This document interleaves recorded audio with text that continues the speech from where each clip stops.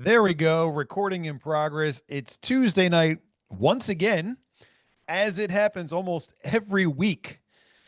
And I'm Bobby Gray here to join you to chat about my favorite thing, TexitCoin. Welcome to another Miners Update with your host, Bobby Gray. I got Tim out there. I got Rob out there. We've got 368 people on the call so far. Thanks so much, everybody, for taking time out of your evening to join us. We got a lot to talk about again, as usual. Thanks so much. A couple of things, housekeeping things. We've got a chat that's live right now. Feel free to jump in there and say nice things or troll, as the case may be. If you've got questions, legitimate questions, pop them into the Q&A one time, just once, please. Just one time in the Q&A. We will try to get to everything if we can. Some things we skip because we can find the information elsewhere. Some things we skip because, I don't know, we just don't feel like answering it. But we'll get to as much as we can. I'm here. I'm yours for a couple hours every Tuesday night. This is our time to connect. There's a lot going on these days. Hopefully we can spend 2 hours of quality time together and I can go home and have a flat iron steak that my woman is preparing for me tonight. Thanks, woman, if you're tuned in. Let's see if she's here. Gosh, I don't see her yet. Oh, she's here with the top secret number. Robbie Rue, welcome. Good evening. I like your similar background, but with the rocket ship. Do I have a rocket ship in mind? No, I don't. Okay, I could make you an armadillo, whatever you want. Yeah, put something fun out there for me. I'd appreciate that. Okay, we're recording. This thing is live. It's serious.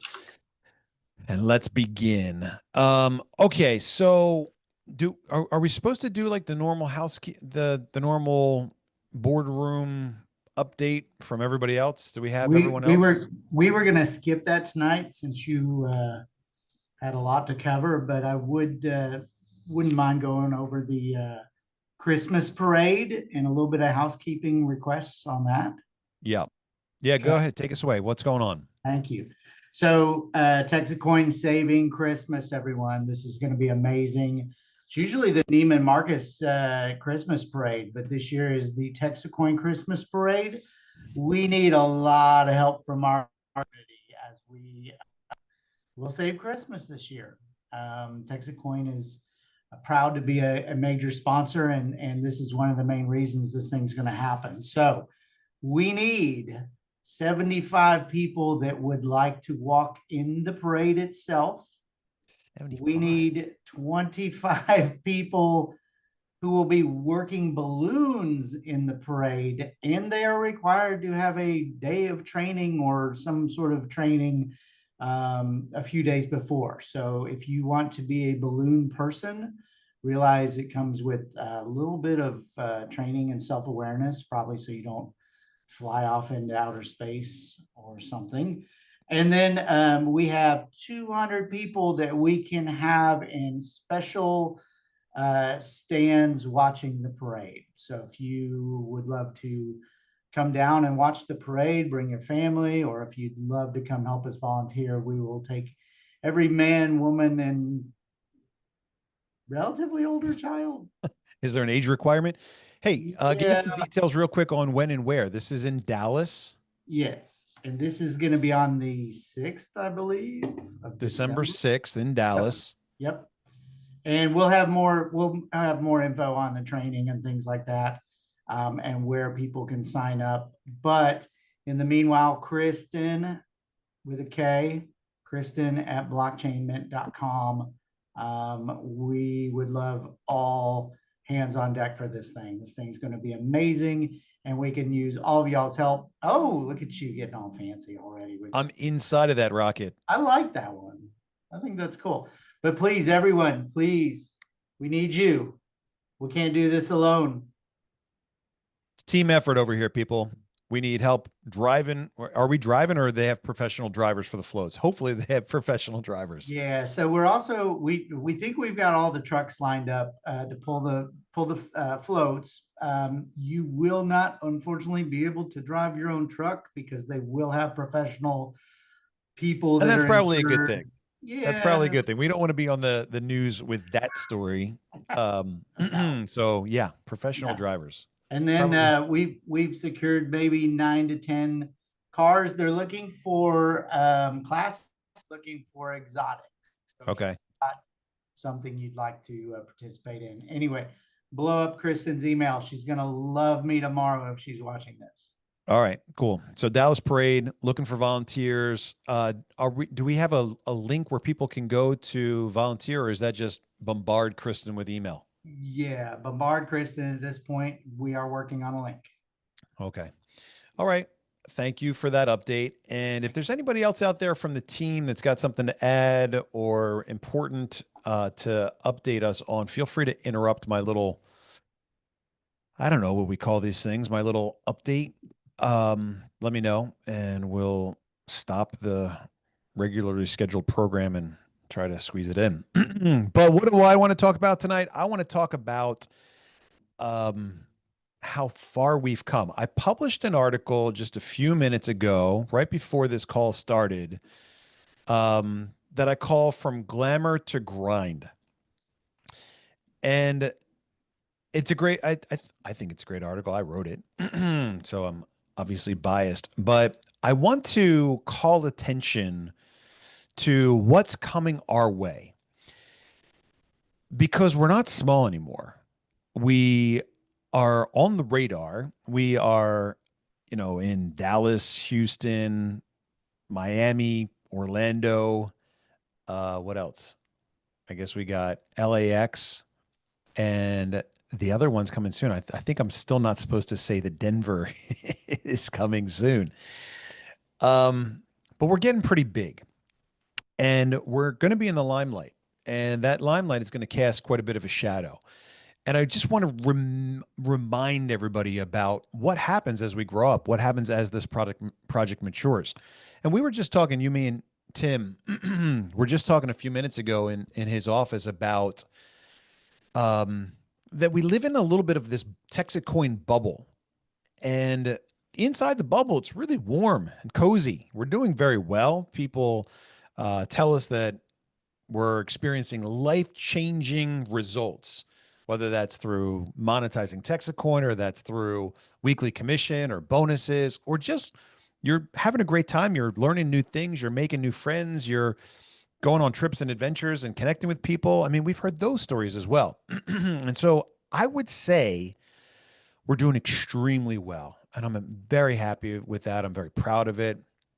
I think that we've worked hard and that we've deserve to enjoy the fruits of our labors. But I want to remind us that we're living in a little bit of a Texacoin bubble. And outside of the bubble, the world is struggling still.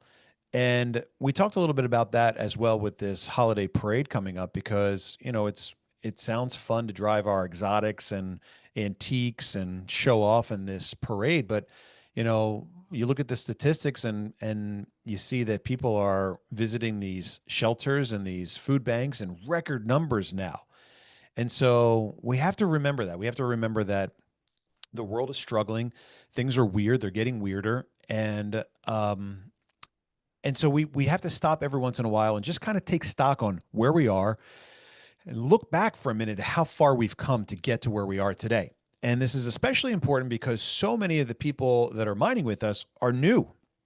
In fact, if you look at the numbers and you go back to, the number of people that we've welcomed to our mining program over the last, I know, let's say 6 months. Let's look at the last couple of months. We were at back in May, we were at 6,000 miners. We're 9 times that today. So just 4 months ago, 4, 5, 6 months ago, 6 months ago, we were 1/9 the size that we are today. And even going back just a month or so, adding 10,000 plus miners in the last couple of weeks. It's huge growth. And so we don't want to look back and second guess things that we've done. We don't want to look back and judge ourselves harshly. We don't want to look back and try to think of all the things we would have done different if we could do it all over again. What we want to do is we want to look back briefly from time to time, just to remember to appreciate where we are today and how far we've come. And so I want to go through the entire project with you guys real quick, not like the 2 hour version, but the real quick version. And I want to do that because I need us to take stock of how far we've come and how incredibly well we're doing. Part of the reason for that is because of what's going on today in the market.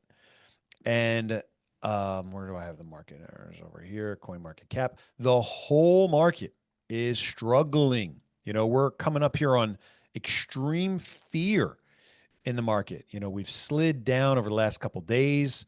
Bitcoin's off 10% in just the last week. Ethereum has even hit harder. Other things like XRP, Solana down 20%. It's been a rough week for crypto, but it's been a rough week for a lot of things all across the board, which is very strange because, from what I heard, I have no idea if it's true, but we've got, something that resembles quantitative easing starting back up. The Fed injecting billions and billions of dollars into this very fragile banking system. You'd think things like that would drive the value of assets up, but even in gold, we're seeing gold sliding as well. Let's pull up a gold chart here real quick. Kitco.com. So view charts and more. There's our chart. Load the chart. There we go. Gold sliding. Let's look at the the 1 month gold trend. Gold peaked about $4,400 an ounce. 6 months, we are way, way, way far off our high. You would think that these assets would be skyrocketing with the dollar showing, more weakness. And so it's extremely difficult to predict, where these markets are, where they're going. And it's also extremely easy to think about how all those things are going to affect us here at TexitCoin. And so again, I just want to take a moment and review and look back real quick to see where this project started and how we got to where we are today so that you can get a better idea of where we're going and how we're likely to get there regardless of what's happening outside of these walls. So we're on week 84 right now. And just to show you kind of, what's been happening over the last couple of weeks, week 84 was good for us. Week 83, we wrapped up 83. We did $6.8 million in sales. We made a new rule for the Supernova bonus that if we beat the previous week, it would be one level. If we exceeded the previous week by more than 10%, we would get to a second level in that bonus. And so, here we are. We're on week 84 now. Are we on week 85? I think we're on 84. I think we're on 84 now. 84. Does anybody know? Let's go with week 84. I'll double check it in a second. But I think week 83 wrapped up very nicely. And so, we're seeing our sales turn back into the black, which is great. But if we change this chart here and we look at it by quarter, we can see that, we were doing nothing back in the early days. And, we're doing so well. We're doing so well. Okay, I'm going to find my point here in a second. So, trip down memory lane. I started this project in early 2024 because I was sure that there was a better way to do honest money. Remember, I'm coming from 16 years of gold and silver experience at this point, multiple coin manufacturing facilities, community currencies, running in places all over the country. And I'm looking at it, I'm saying, I know there's a better way. The world doesn't seem to be wanting to go back to the days of the horse and buggy. The world's not making any more gold and silver coin buyers. All these people that are collecting precious metals are aging. And if we're going to be successful at this mission of honest money, we're going to have to use powerful tools of today's time. And I was kind of like getting to the point where I was convinced that crypto was the way to go. And remember, that took me about a dozen years to like make peace with that. Going all the way back to 2017 when I first saw the cryptomania spreading all over the world. But I knew that I wanted to carry forth this torch of honest money, and I was highly confident that crypto was the way to do it. Which crypto? Is it Bitcoin, the OG?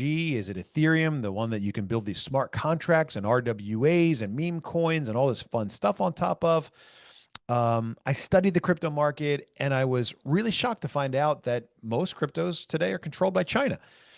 And that didn't really bother me because, living in Asia for 7 years, I've become quite comfortable and familiar and, also a big fan of some parts of Asian culture. But I knew that if we were going to be successful in this mission of honest money, we had to have control of the network, the thing that's processing the zeros and ones, the thing that's keeping a record of all the balances and transactions. We were going to need to have control of that here. And, I looked at all the different things that are out there. I decided that nobody was doing it exactly the right way. And that's when I started TexitCoin, which only happens 1,000 times every day. So we're up against the odds. We're trying to figure out how to get this cryptocurrency started. And I came to the conclusion that we can, in fact, start our own crypto and we can make a reasonable plan that'll get us into the top 100 cryptos of the world with $1 billion value. I don't think that that was incredibly far fetched back then. And, so I put together a plan that would get us there. And what I decided was that we are going to build a cryptocurrency mine. Mining is becoming this big hot thing, especially here in Texas, where land and energy are abundant and inexpensive. And so I looked at the landscape and I saw that other people did it, so I knew that it was possible. I knew that that we weren't going to be able to do it without a big community of support. And so we were going to embark on this journey to build a mine in Texas. And if we wanted to have a valuable coin, we were going to have a big mine. And those are the dots that I pinpointed back in the very early days. If we wanted to have a coin that was $1 billion value, we're going to have, this big, well-respected mine. And that there was going to be a direct correlation between the size of the mine and the value of the coin. And so I started looking historically at these charts of mineable coins. And of course, I found this correlation between, the size of the mine and the value of the coin. And here's a list on CoinMarketCap of all the mineable coins. And you can take their hash power and the value of the coin, and you can lay those charts on top of each other. And you can see that connection between size of the mine and value of the coin. And the reason that that connection is there is a couple things. Number one, the cost to produce the actual digital asset that is created by the mine. So the more expensive it is to mine the coin, the higher the price is that the miners are going to take that digital asset to market when they go to monetize it and sell it to pay their electric bills. But I also know that proof of work, which is what goes into cryptocurrency mining, equals trust, right? And the bigger the mine, the more trustworthy that decentralized network becomes. If you've got a teeny tiny little mine that's running on a laptop in the basement of your, house, it's not very well respected. It's not mission critical. It's not something that you can convince other people to use and build on top of. And so there's a connection between the size of the mine, the power it consumes, and the value of the coin. And again, there are plenty of examples out there that show us the connection between those two. So I decided that I was going to build this huge mine. How big? Well, like gigantic, 35 megawatts was the number that I settled on. I did some research, talked to the experts, and I said, how big does this mine have to get in order for the world to take us seriously, to use the network, respect and use the network? And the experts came back and they did their calculations and they said you're going to need about like 35 megawatts. And in terms of hash power, that actually comes out to about 100 million mega hash. And so I want to show you a chart here real quick because this is really where the basis of this argument for price comes in. So you look at these mineable coins and you look at the Litecoin hash rate. And this is interesting because when I started TexitCoin, it was in January of 2024. And if you look at the size of the Litecoin network back in January of 2024, you can see that the network was running at about it was about 1 billion mega hash. And I know that these numbers are confusing. I'm going to help make sense of them here in just a second. But you can see in early 2024, Litecoin network is running at 961. Is that terahash? Let's scroll down a little bit. Terahash, right? So it's running at about 1 terahash. Oh, sorry, about 1,000 terahash. These numbers are going to get more confusing in about a second. It was running at about 1 petahash in early 2024, a little less than. And so my argument was that if we could build a network that ran at 100 million megahash, let's do the conversion for us here real quick. So we take the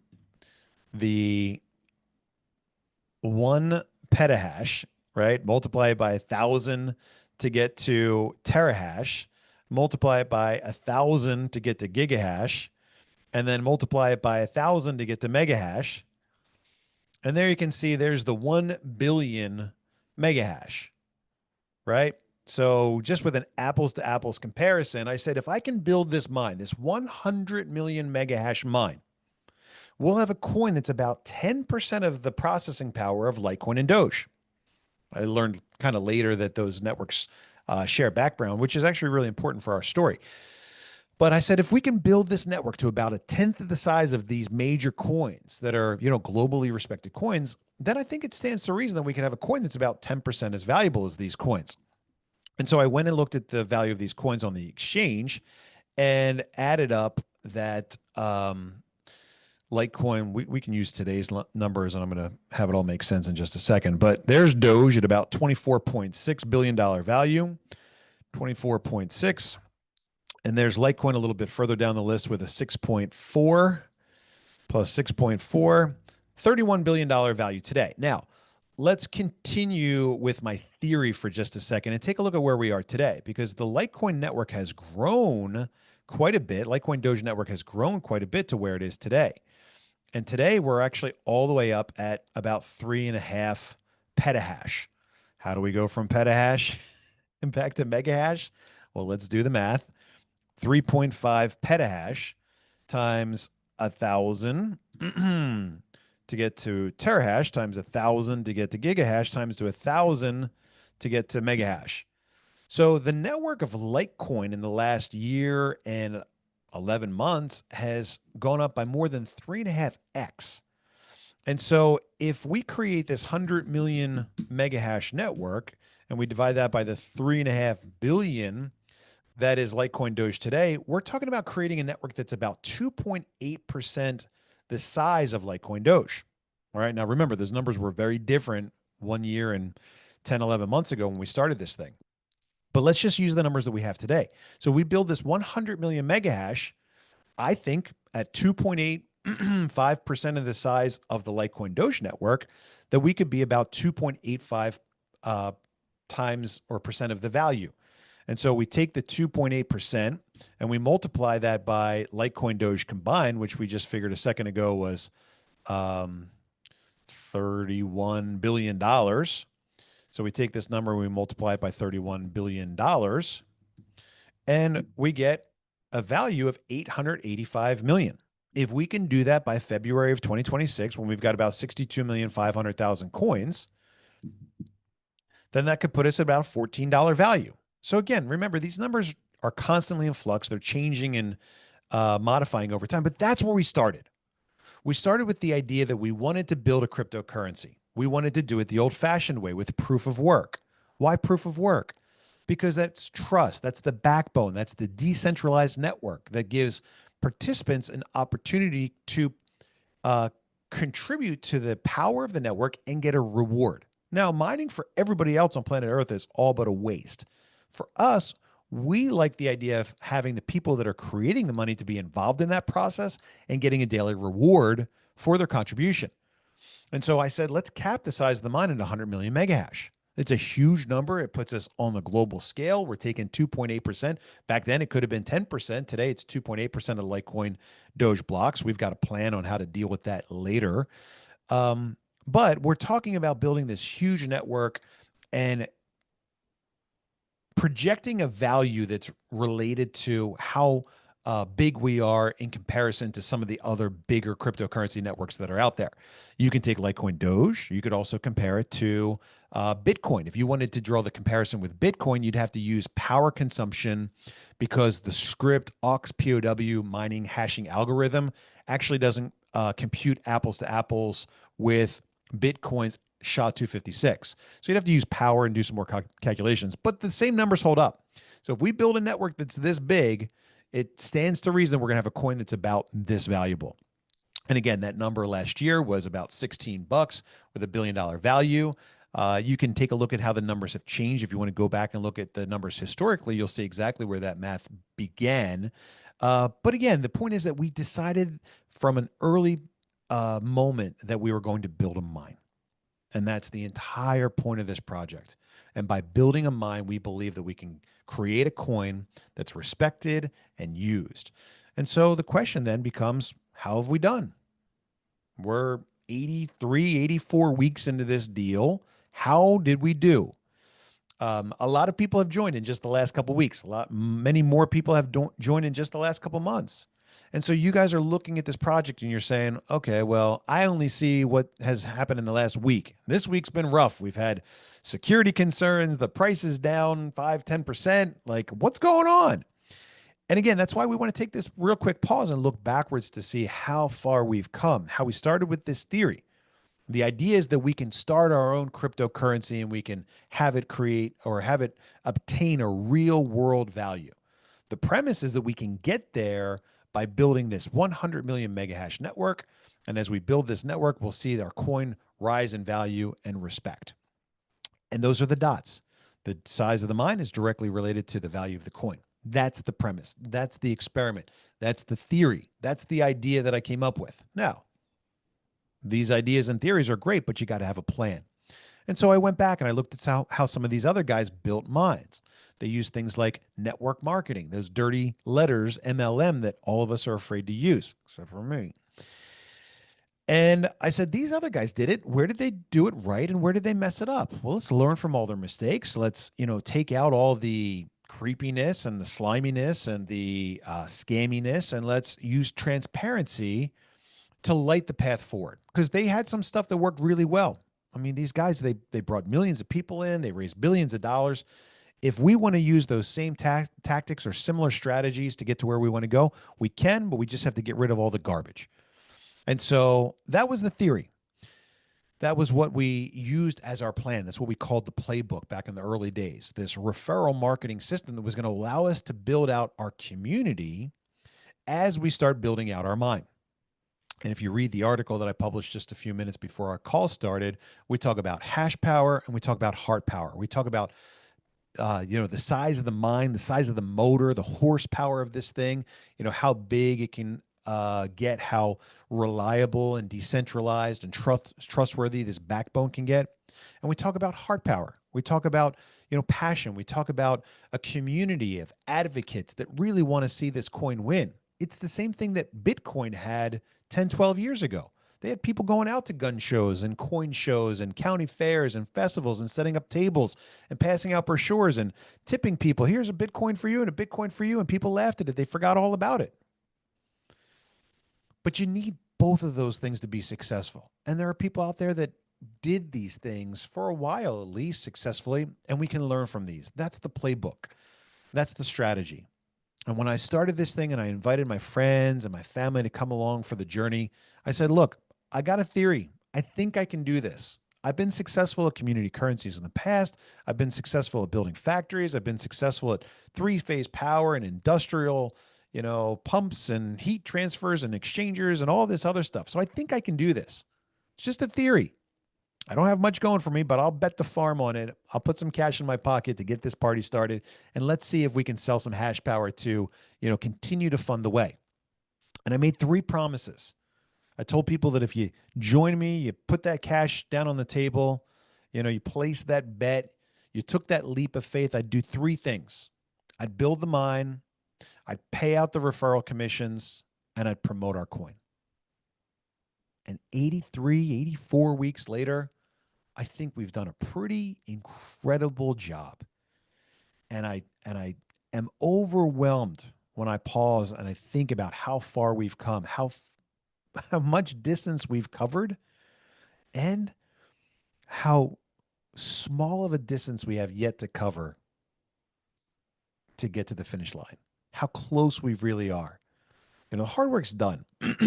Well, maybe not done completely, but the really hard stuff, getting this to go from absolutely nothing to, we're on the map. That was really hard. Now we're in what I call the grind. We're what, 17, 18% of the way towards the goal. What do we decide? 18.28% of the way to the goal.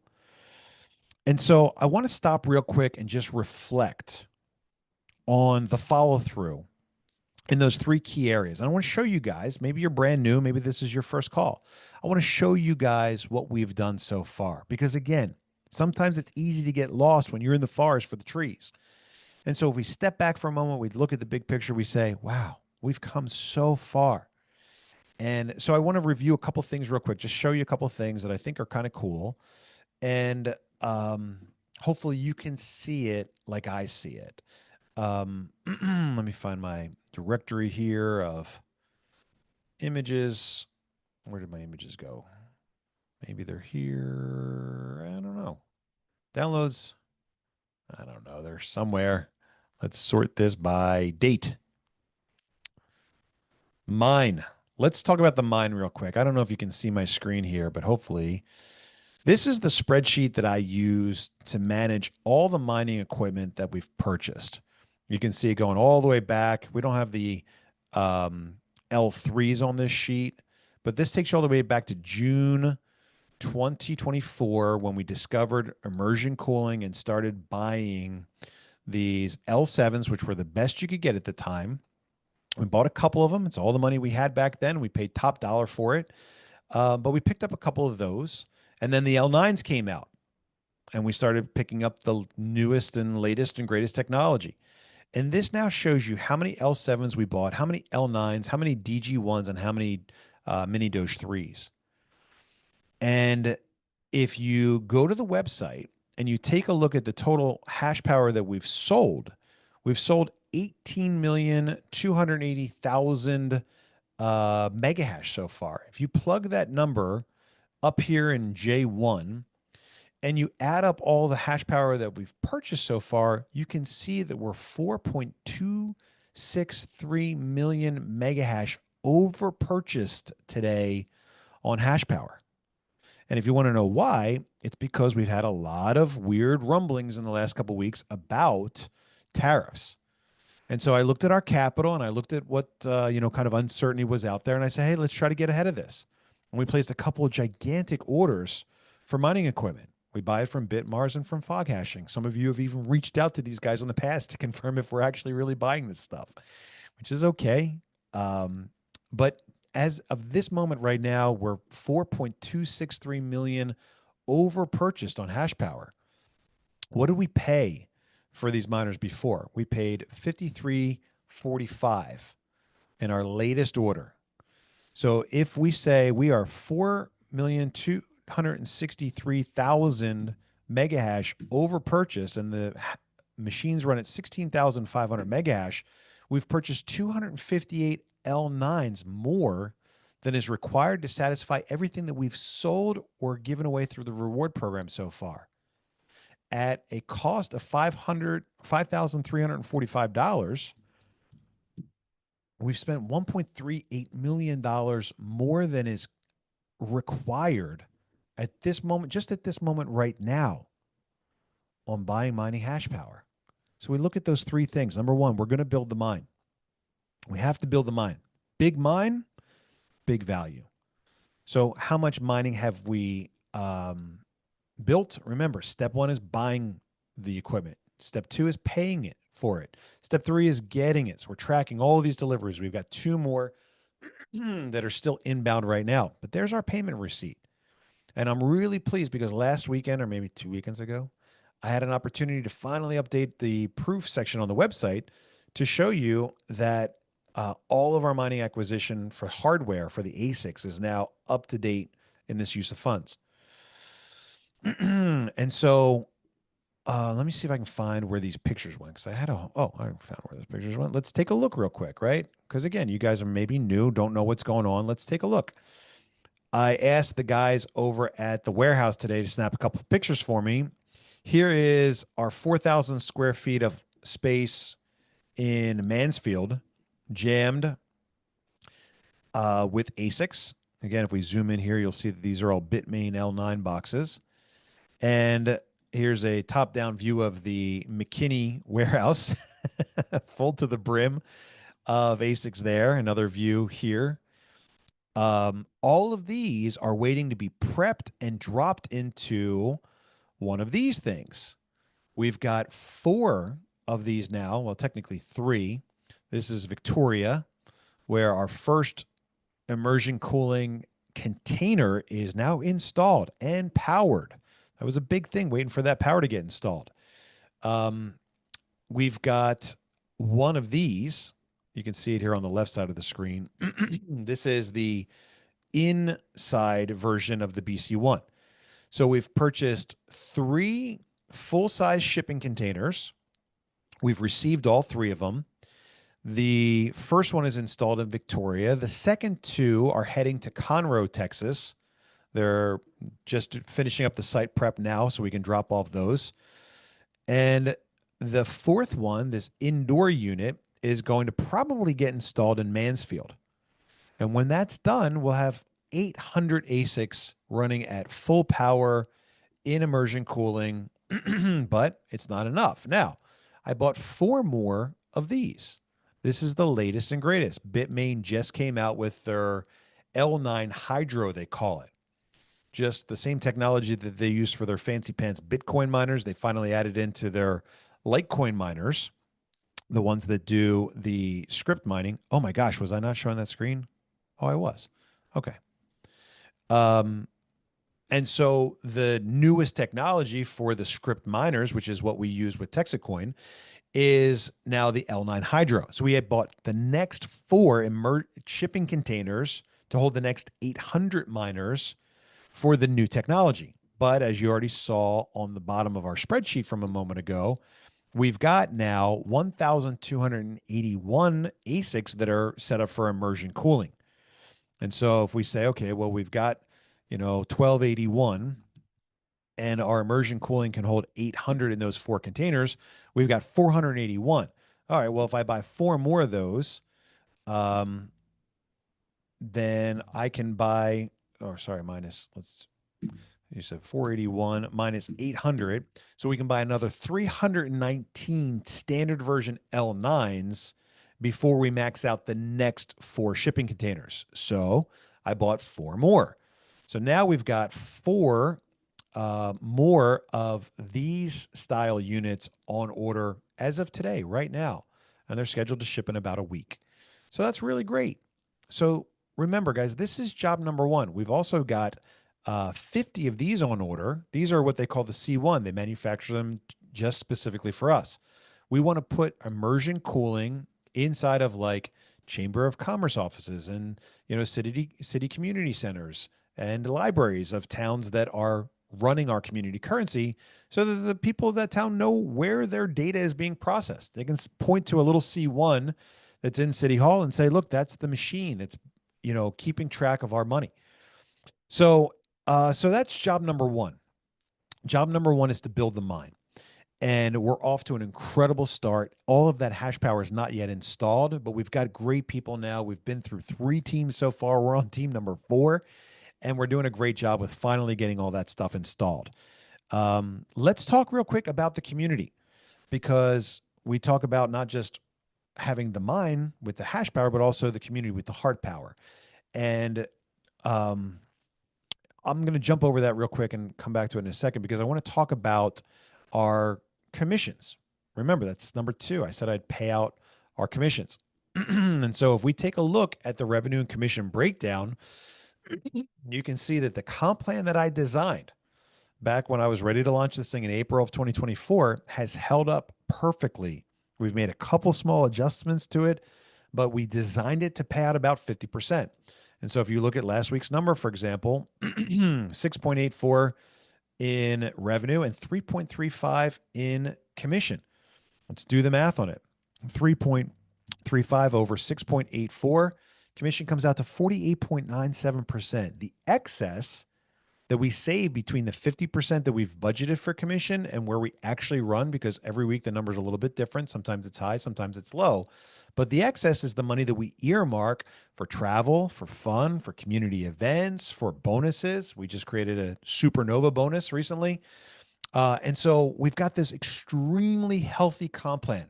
And depending on how long you've been involved, you probably remember me kind of like rubbing the hair off my forehead, wondering if our comp plan was going to hold up over time. We're watching the number creep up. We've got this growing um, community that got in very early that's getting extra hash power and extra commission. And, um, it's been a real blessing to see that this thing has held up so well over time. And so, again, like I said, what we do with the excess is we put that money back into community events. And so we've taken a trip now to we had our first Ranger Roundup. We brought in a bunch of leaders to Dallas earlier this year. We had an event in Las Vegas where we took quite a bit of our community. I don't remember how many people went to Vegas. Was it like 60 or 70 people went to Vegas? Then another 40, 50 people went out to Hawaii a couple weeks after that for a trip. And then we had our big trip to Thailand and Singapore just recently. And so we're doing a lot of stuff, helping people connect, get them off the couch, get them to break bread with each other once again, and develop those strong connections that are required when you're doing something as unusual and uncomfortable as crypto. And so that's where the community is really coming together. We've got more stuff planned. We've got an event coming up this weekend in Tampa. Hopefully, you're able to join us. We've got parades that are on the calendar now. We've got all kinds of stuff in store as we march into the future. But that's a really big part for us. And that comes as the byproduct of having this really healthy comp plan. People call it the blue collar comp plan. We've paid out now almost $47 million in commissions. And if you go here to the chart, shows us $47.37 million in commission earned by our community. We've got this plan that works for anybody that wants to roll up their sleeves. It's really easy to bring on a couple of referrals, to get back your original money, increase your hash power. It's really easy to make an extra $1,000 a week here and there.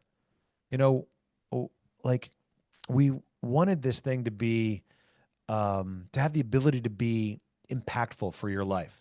And if you stop and think about it for a moment, like what a big difference is an extra $1,000, in a month could mean for a family that's just barely keeping their head above water. And then $1,000 a week, our comp plan maxes out at $3,000 per week. And $1,000 a week for a lot of people is a salary.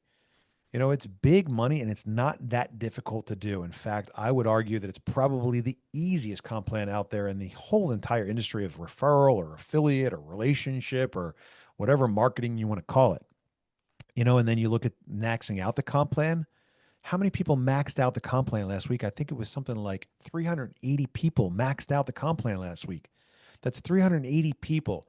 They're going to have a $3,000 improvement to their bottom line because of the work that we've done together.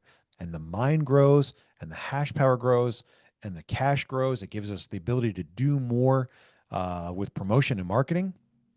And that's the next thing I promise. Those three things. I promise to promote our coin.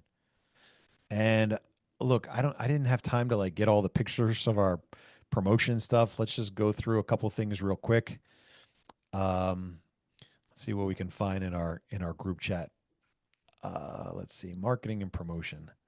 You guys have seen this stuff. You guys can go back through and you can look at the wrapped cars. You can look at the billboards. You can look at the vehicles. You can look at the advertising that's in the airports. We've got radio ads. We do events on the other side of the world. We've got 600 billboards up now across the country, all sharing the message. We got a hot air balloon. If you've scrolled back to see that, we've got so much that we've done. We spend millions of dollars every month now on advertising and promotion. And that's simply done to spread the message, to let the whole world know that we've got something exciting. We want them to know about it. We're not promoting any specific thing. We very rarely even link to the website with a QR code. Some of the airport ads made us take all those things down. But we're just doing basic brand recognition right now, and it's working. People see us all over the place. We get messages, well, got on the plane in Dallas, landed in Miami, TexitCoin ads there, TexitCoin ads here. What is this thing? And, we look at that money that we put in and we say a couple of different things. First of all, there's not a single thing that we've done so far, save for that solar car challenge. Maybe. Maybe. We have yet to see if that It's really still fun. converted. We got to drive the cars on the track, which was pretty cool. But there's not a single thing, except for that, that hasn't worked well for us. Whether it's a wrapped car or a billboard or a radio ad, we're getting a positive response on all of these things. Whether that means somebody's finding our website and joining us, or it means that you're having an easier time talking to people in your community because they've seen us all over the place. We know that the advertising and promotion efforts are working extremely well for us. Um, but it's more than that because what we're doing is we're just trying to get the name and the brand out there so that we can get lucky. And it's really hard to build a business that's based on luck. You can't like draft up your business plan, your executive summary, and have all your calculations and formulas in there. And then somewhere like towards the bottom, it's like, oh, and by the way, we have to get lucky in order for this whole plan to work. That's not what our plan calls for. We've got a system where we're building the mine and we expect the coin value to grow. But take a look at where we are today, real quick, just as a sidebar. We've only installed a very, very, very small percentage of the mine, and our coin is already hovering up $2, $3, $4, $5 a coin. And that's pretty serious because our initial projection was that the value of the coin was going to be based on the size and success of the mine.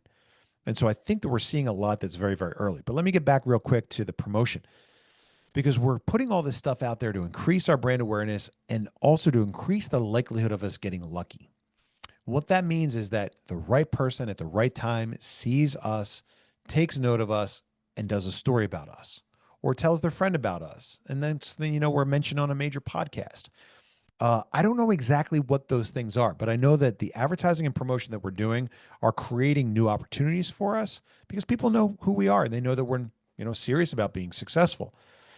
And so these are the three things that I committed to doing that I believed we're going to prove that the plan is working and get us to where we want to go. I was going to build the mine, I was going to pay out our commissions, and I was going to promote our coin. And I think we've done all three of those things extremely well. Now, along the way, there's other work that we have to do. What else are we doing? Well, we've got, I don't know, 70 people now that work over here at headquarters and on our customer service and Ranger support team. But we've built a lot of cool tech along the way as well. We've got the web wallet, wallet.texitcoin.org, works really great, and it works with our layer 2. We've built a wrapped TXC token so that we can have TexitCoin traveling on the Ethereum blockchain. Takes us to other places like Uniswap so that somebody can get TexitCoin through like a MetaMask or a Uniswap wallet. We've got multiple pools now that we've built out for redundancy. You can go to pool-aws.texitcoin.org and pool.texitcoin.org to see our two pools and see how they're running. It's really cool to see that the pool is up usually, maybe down today on this pool, but the other pool is hopefully running better. Yes. Running much better. But we've built these tools. We had to build this whole thing from the ground up because remember, when you're building in your own ecosystem, you've got to build the entire ecosystem.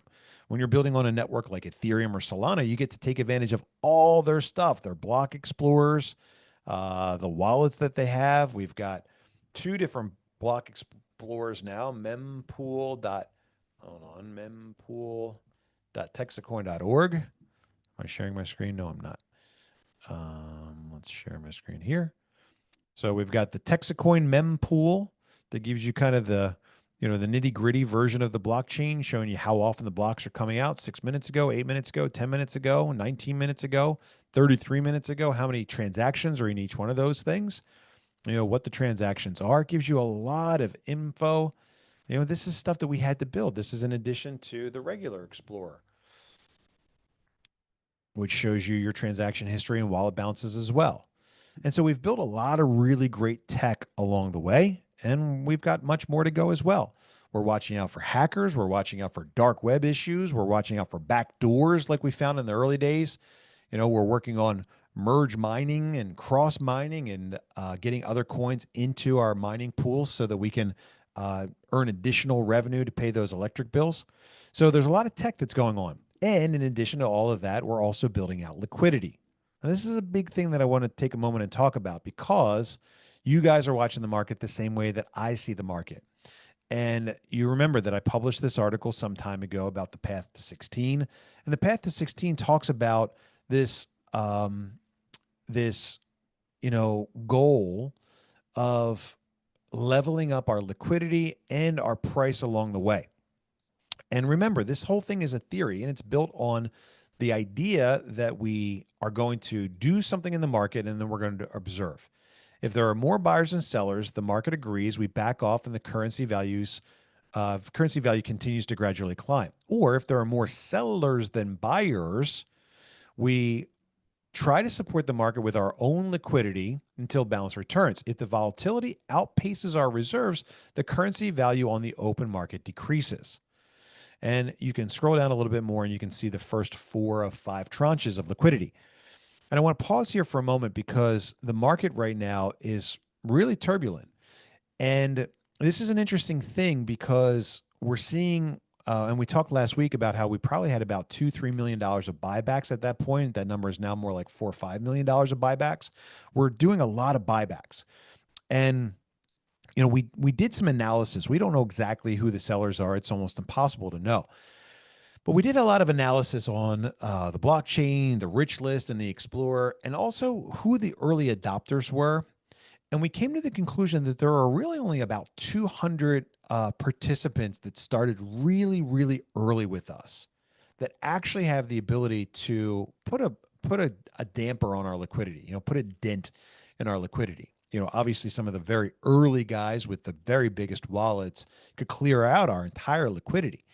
And some of, the other early guys have 50, 75, 100,000 coins that could certainly put a dent in our liquidity at $5 a coin, but none of those things are game ending for us. And you remember we talked last week about the fact that you got to go back almost 45,000 people now before you can get to a wallet that's actually big enough to uh, put one of those dents in the liquidity. And so what that really means is that we're looking at the early adopters, the founders club members, the guys that were in the first couple weeks or months of this thing. And we're saying, okay, we're able now to tell the difference between who the real builders are and who the guys that were there early on that are kind of tourists. And tourists are okay. We need those guys. As Robbie Rue calls it now, we're going whale hunting. We're trying to spear these whales and get them off the top 100 list.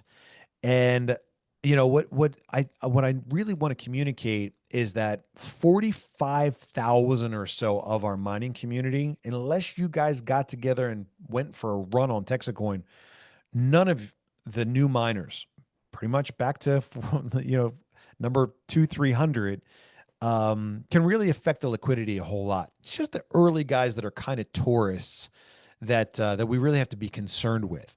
And there's really nothing we can do about it. We don't want to have anything to do about it. We've heard all kinds of ideas and suggestions, but really we'd like those tourists to go sooner rather than later. I'd rather buy out an early tourist, at $5 or $4 or $3 than at 10 or 20 or 6 or 10, 15 or 20.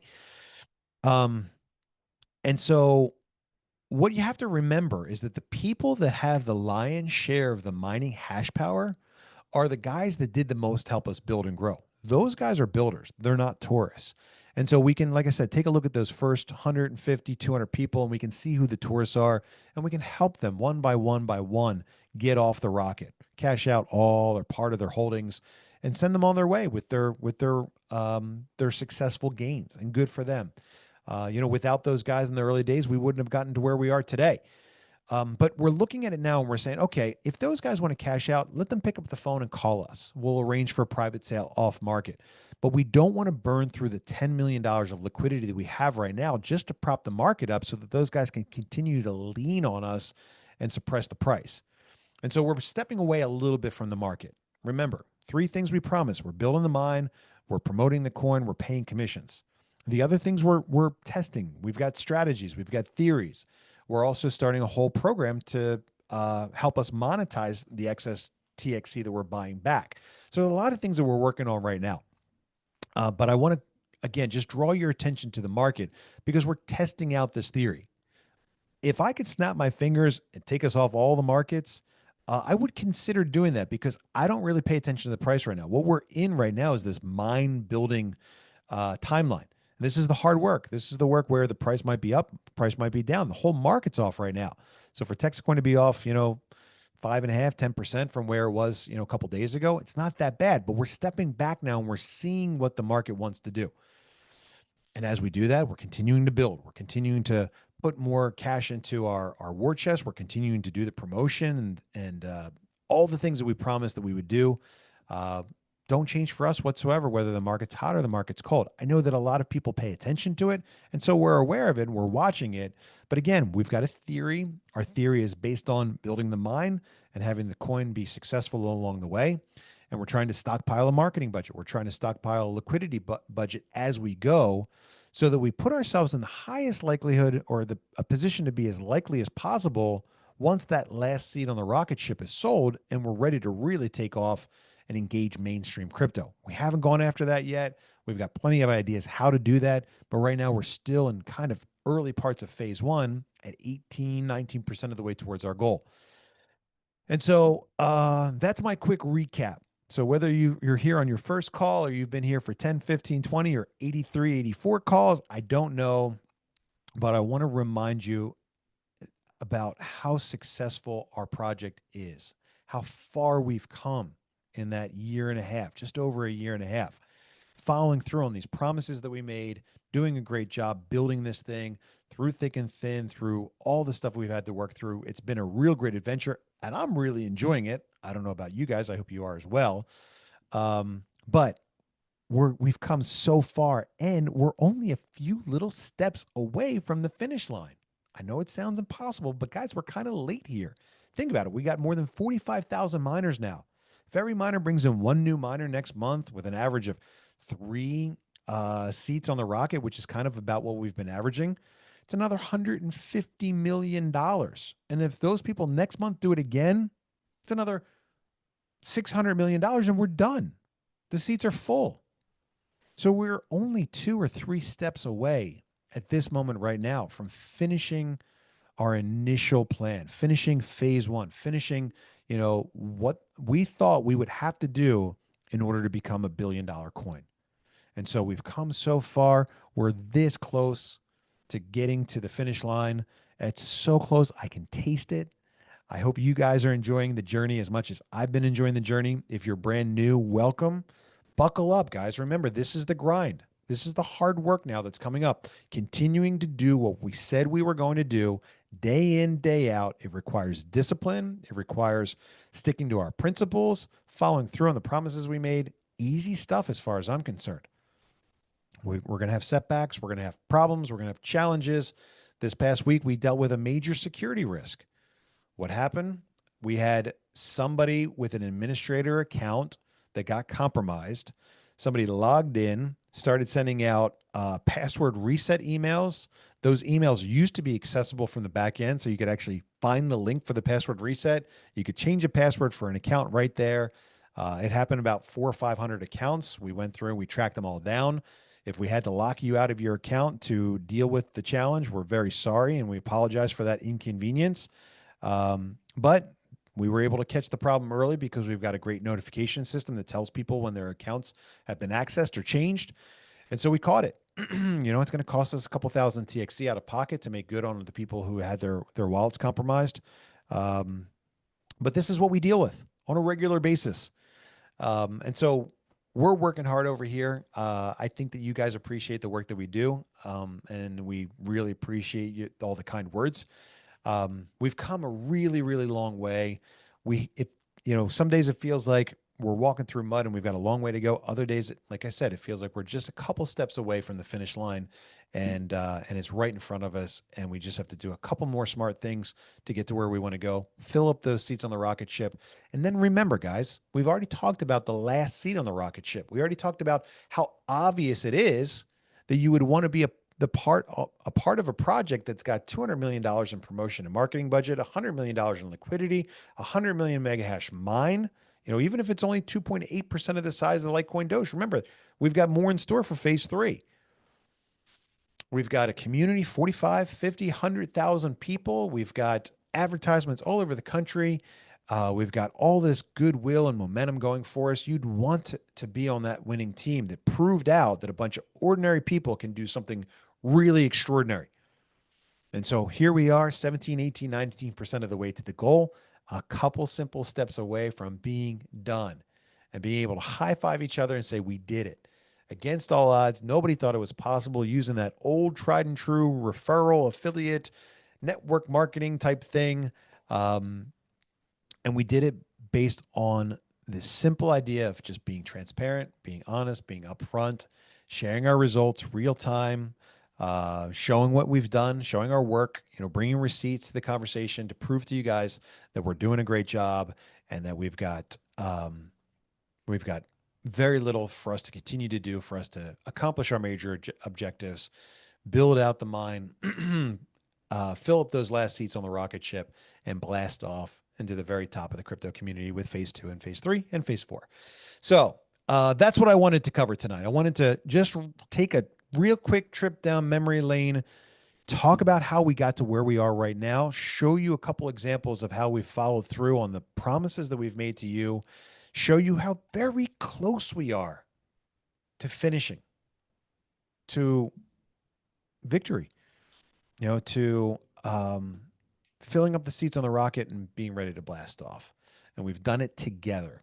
We've done it with the setbacks. We've done it with, all the different things we've dealt with along the way.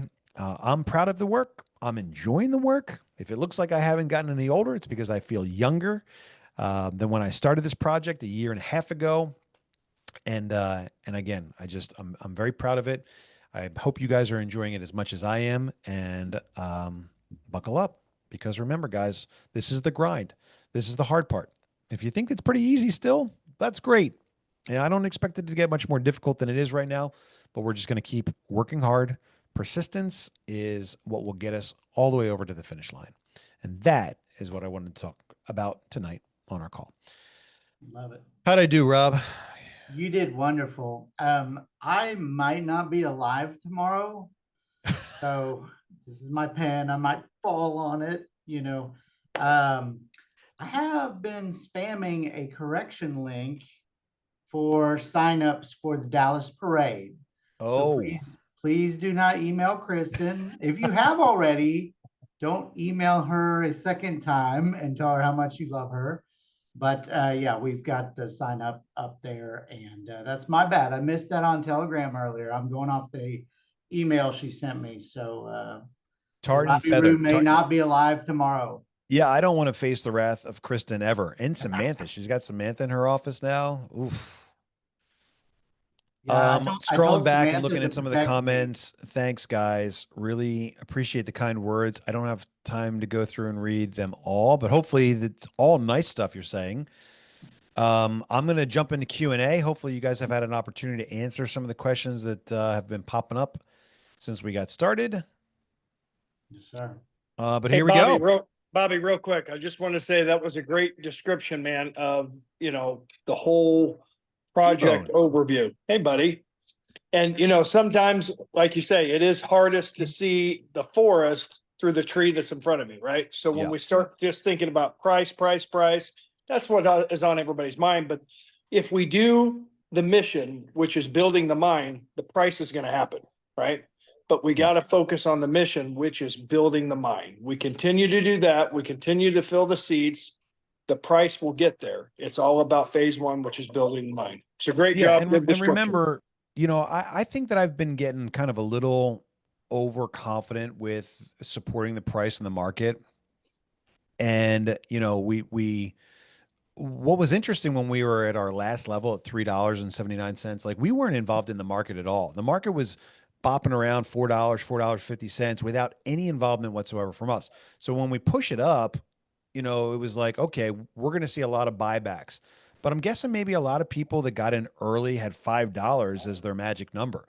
If you've got 500,000 coins or 200,000 coins, which, some of these guys in the first 100 got, $5, you're a millionaire. And when you're looking at that wallet balance and it's saying $1 million, and all you have to do is click on the button and you're now a millionaire, it's a hard button to resist. Yeah. So you're watching it creep up 200, 250, 400,000. I'm almost there. Boom, I'm a millionaire. Why not cash out? And so, what we were talking about in your office earlier is that we've got all these ideas and programs and systems and stuff to build the mine. That's our project. That's our focus. So all of our attention has been dedicated to filling the seats on the rocket. And that's what our work is, right? That because as we fill the seats, the mine grows. Even as you guys are helping fill the seats, the mine grows. You get your 1, 2 free bonus, the mine grows. You get your 3 left, your 3 right, you take your commission and hash power, the mine grows. So we're in this mine building strategy. So we really haven't sat down yet to figure out how to sell TXC.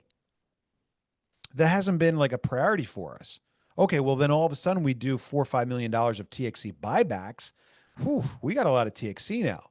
Well, what do we do to get rid of this TXC? Well, hold on a second here. Who said we need to get rid of it? If we start liquidating it, if we start doing promotions, to existing miners, which is a great idea, we devalue our currency. And I would much rather have TXC than dollars. I mean, we talked for a long time. Where do we put our dollars to keep them safe? Put them in TexitCoin. Whoa, okay, hold on. That's a risky endeavor. But remember, we're mining TexitCoin here, and we want to sell it over there so that we can bring that cash home. I know where there's trillions of dollars. I've seen it. You were in Singapore. You remember what it looks like in Singapore? Yeah, that was crazy. Opulence. It's wealth like no one's ever seen before. You ever see that movie Crazy Rich Asians? It's wild. They've got lots and lots of money over there. We've been sending it over there. What, 93% of everything you buy on the shelf at Walmart comes from China? That's where the money is. I know where the money is. So I'd rather export it over there and bring the dollars home. And then you can take the dollars and you can turn it into a new car, or you can pay off your mortgage, or you can put on the addition, or you can, go fishing and just take the day off. You can just have a better day. Like, I don't know how you define wealth, but I know where the wealth is. I'm going to bring it here so that we can put it in our pockets too. And while we're all getting rich, I'll make sure that we've got honest money so that the world's a better place for the kids and our grandkids. Like, that's the whole idea. So we're doing all these buybacks, and we've never really sat down and focused on how to monetize the TXC if we're buying back too much of it. So we'll start thinking about that now as we start looking at wrapping up phase 1 and moving into phase 2 and phase 3. But again, that's really where this, liquidity question comes from. And I'd rather see the market price drop a little bit, but the market get more involved than us sitting there with this, solid floor that's preventing people from buying the dip if they want to buy the dip, or just see what the market really wants to do with the price of TexitCoin today. Remember, we're way ahead of schedule. We're way ahead of schedule, Right. even just for That's path what to I was going to 16. point out too. Yeah, we are. If you look at the chart in the path to 16, we weren't supposed to be to 529 till the end of November, so we're ahead of schedule, guys. Right. So I just noticed I don't have a cool background like you guys, so I'm going to go. I'm going to get off here. You're a cool dude. So Well, thanks for the contribution, man. Always good to talk to you. So the price is always going to be a sensitive issue. A lot of that's because people are looking at the ROI and they're saying, well, I'm getting half a TexitCoin per day, and that's about $5. It's about $2.50 a day. And so remember, we're building the mine right now. We've got a lot of work to do to build the mine. We've got a lot of work to do to get the mining equipment that we've already bought and paid for installed. And so we're not really at the point yet where our basic premise, the basic strategy of building the mine and having a valuable coin is taking over. So we're kind of supporting this thing. And we've hit this point now where we've got a lot of buybacks. That's great. Let's get the Taurus off the rocket ship in whole or in part, and let's make way for everybody else that wants to jump in. So that's where we are today. Let's jump into the Q&A and see how far we can get with an hour. We got an hour. Could the system automatically update the points a couple times a day? It's hard to plan and be strategic when the points don't update sometimes for days. Yeah, that's something that the enrollment team is struggling with. I don't know if there's ever going to get to a point where the points computate automatically and instantaneously. Every time we think that we're out of the woods, we can start building new features into the system, we get hit with some sort of curveball like we're dealing with right now. And so rest assured that we at least try to update the points once a day. Didn't we tell McKaylin that she's not supposed to leave the office until placements done and points are calculated? I don't know. It's on the list. Jordan wants to know if we can explain the halving process and how it works with coins and stuff going down the line. Also explain the 135 years of mining forecast. What's magical about 135 years? Well, I can't really explain the halving and process in great detail, but what I can tell you is that what you do is you pick a number. You say, I want my network to produce 353 million coins, and I want that to happen over 137 years. And I don't know if you get there with the chicken or the egg, but the point is we have a block reward and a block time. The block time is about 3-4 minutes. The block reward's 254 coins. So when you multiply those things together, you get a supply of 353 million coins that happens over 137 years. We're about 2 years into it so far. And so we've got quite a while left on the mining. But what happens is about every 6 years, the mining reward gets cut in half. And what that does is it creates this anti-inflationary monetary system. This was part of the magic of Bitcoin. And so Litecoin replicated that, just multiplied it by 4. And then we've replicated the Litecoin code, changed it to suit our own particular desires. And that's how it works. So that's the quick version of halving. But again, it's designed to make it more difficult and less lucrative for the coins to be made as time goes by. Someone asks, what is the burn rate? We don't have a burn rate. Burn rate is usually for like meme coins and tokens. We don't have a burn rate because we didn't make all the coins out of thin air. A burn rate is like, hey, I cooked up 1 trillion coins. Okay, well, how many did you sell? Well, like 1 million of them. So you're telling me you have 999 billion coins left over? Yeah. What are you going to do with them? Well, I'm going to destroy some of them every couple of days, weeks, months, and that way our coin will continue to go up in value because I'm destroying coins. Mining is the opposite of kind of how that process works. Are you answering things over there? If you've already answered something, should I not answer like Wendy's question? Yeah, I'm hitting some of these. Okay. Well, I will make it go away. Can you please add on our dashboard where we are on the international seats sold? I think Bobby said that there are 10%. Yeah. So one of the things to consider about the international seats, first of all, you can do the math on it pretty quickly just by looking at miners by country. So we've got Texas and United States for 27, 4, and 12. So call it like, 39,000 of the 45,000, 39 over 45. So like 86% is what we would call US and Texas. Now, the first couple thousand fall into the maybe an other or an unknown category because we weren't tracking addresses back in the beginning. So we got to go through and clean up probably about 1,000 addresses. But the big question that we really have yet to answer is whether or not we want to allow those 100,000 seats to be sold internationally in advance of the other 90% being sold domestically. What that means is like, well, what if it runs in lower something mania? Should we allow that, or should we keep it in line with 10%? So if we've done 40,000 in the US, should we only do 4,000 internationally? And just briefly looking at that, it looks like that may not in fact even be the case today. I'll have to take another look at that and see where we're at on the international. But I'd like to let the international run. Right now the goal is to build a rocket. We can cap the seats internationally now, or we can cap them later. Did I say cash them or cap them? I mean to say cap them. So hopefully that answers your question. But I have to update some addresses to really figure it out. What is the liquidity plan to get us to 25 million for the next potential nudge? Example, adding more to the current pools or find new pools. Guys, that's an interesting question because the markets are really struggling right now. Let's take a quick look at our liquidity. Because, look, we came up with a theory of putting some Bitcoin into our liquidity. There's our USDC, all million of it still snug as a bug in a rug. Bitcoin, if you remember, I topped that up from like 8.8 to 10 coins. So I added like $110,000 or more on top of that. And it is now almost exactly at $1 million. So Bitcoin's struggling, right? Ethereum is doing way worse. I added more Ethereum as well. And our Ethereum is down it's probably down about 30% because we added quite a bit more. You can see the Ethereum that we added a little while ago. But man, 800,000. So our Ethereum's off at least 20%. Let's take a look at our gold. Remember, we've got 16 kilos of gold there. We were taking a look at the price of gold. Gold's 39.43 times 32.15 grams per troy ounce times 16. We're still over our 2 million in gold. So our gold is down a little bit, but holding up. And so I don't really know. Guys, really the question is like, what's the crystal ball say? What is the safest place to keep wealth as we move forward? Is it crypto?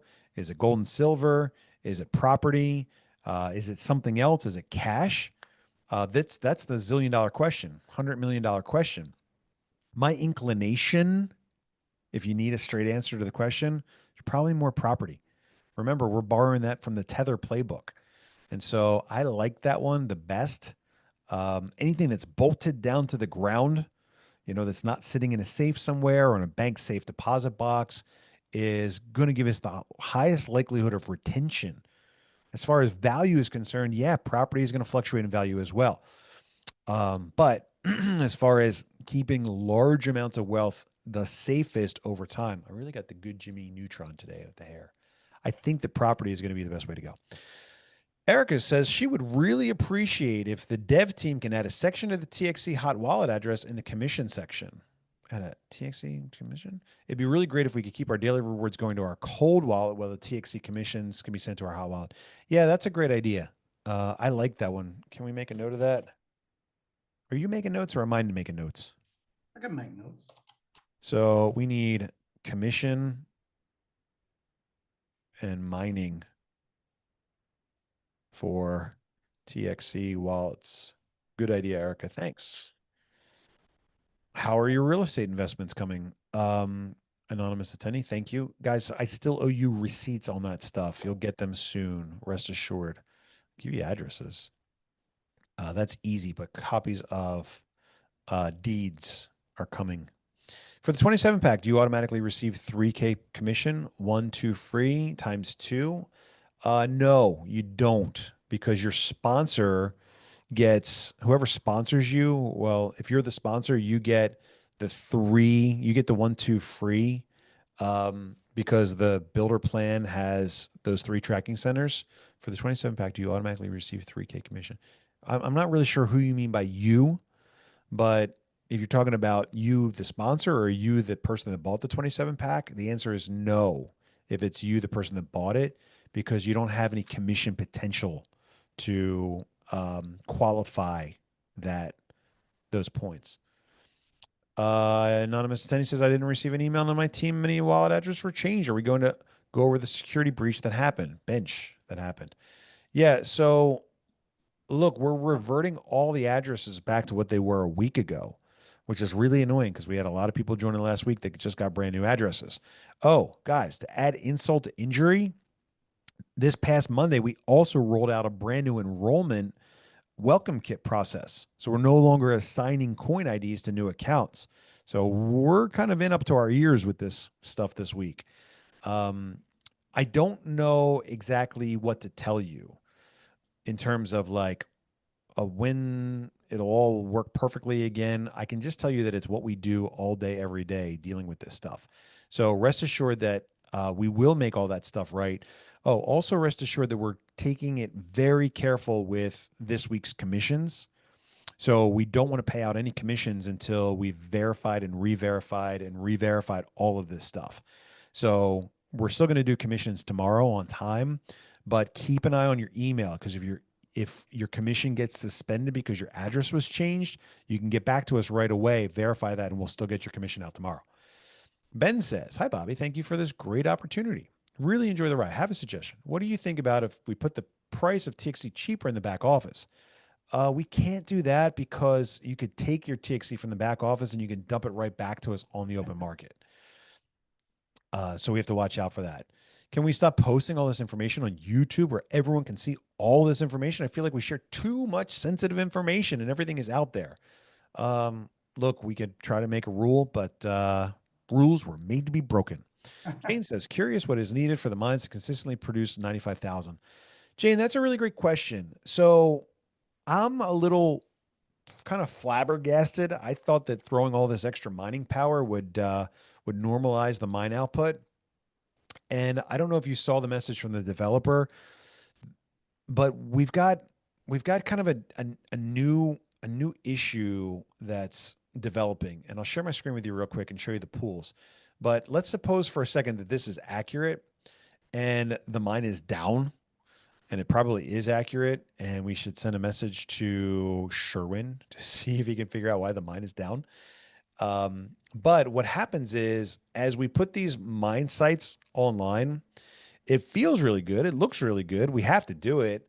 But when it goes down, we affect the total pool hash rate. And our network right now is set up to redefine difficulty every 3 blocks.